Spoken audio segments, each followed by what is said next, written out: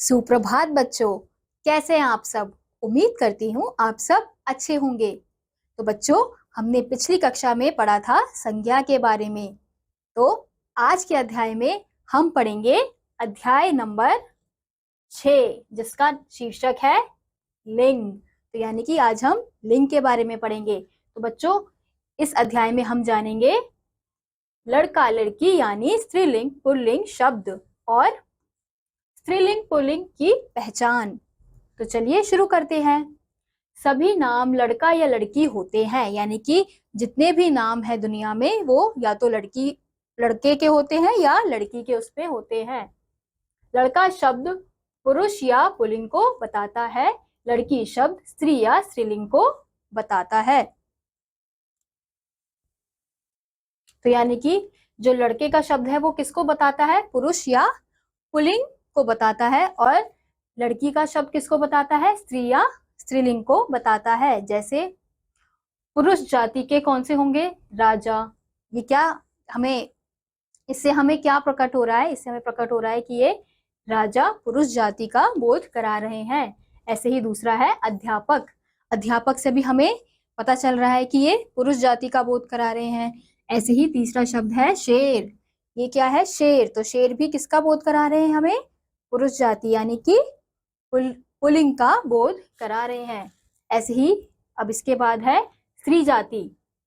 अब स्त्री जाति में क्या आएगा, रानी। अब रानी शब्द से हमें पता चल रहा है कि यह स्त्री जाति का बोध करा रही है। ऐसे ही दूसरा है अध्यापिका। अध्यापिका भी किसका बोध करा रहे हैं, स्त्री जाति का यानी कि स्त्रीलिंग का। और ऐसे ही शेरनी। शेरनी भी किसका बोध करा रही है, स्त्रीलिंग का यानी स्त्री जाति का। अब हम देखेंगे शब्द के जिस रूप से उसके पुरुष या स्त्री होने का पता चले उसे लिंग कहते हैं। यानी कि वह शब्द जिनसे हमें पता चलता है कि वह पुरुष जाति के हैं या स्त्री जाति के हैं, उन्हें हम क्या कहते हैं, उसी को हम व्याकरण में लिंग कहते हैं। अब हम देखेंगे लिंग के भेद। लिंग दो प्रकार के होते हैं। कौन कौन से, पुल्लिंग और स्त्रीलिंग। तो पहले पुल्लिंग के बारे में जानते हैं।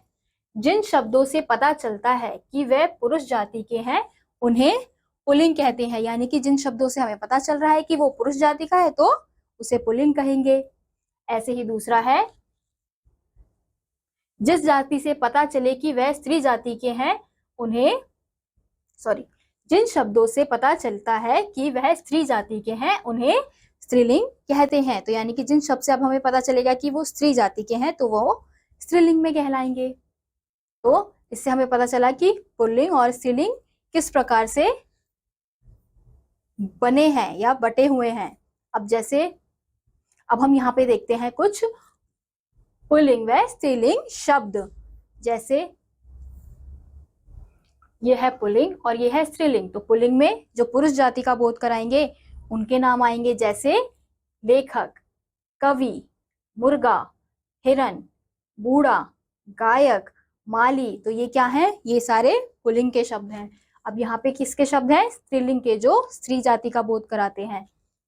जैसे लेखिका, कवियत्री, मुर्गी, हिरनी, बुढ़िया, गायिका, मालिन, धोबिन।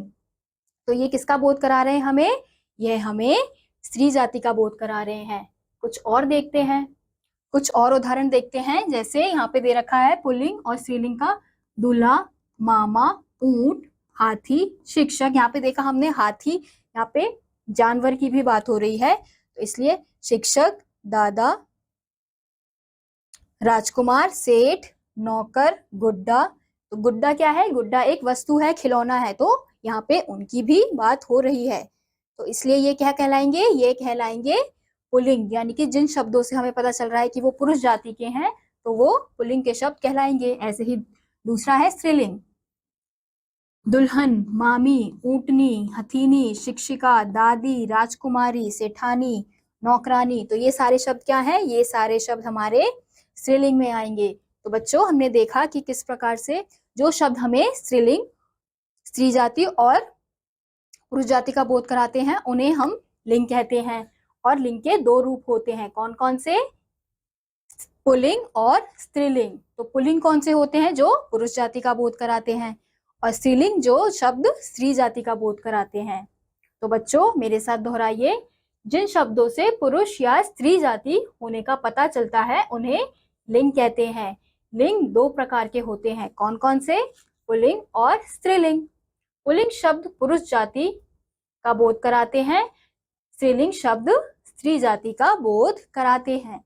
तो बच्चों इसी के साथ आज का यह अध्याय यहीं समाप्त होता है।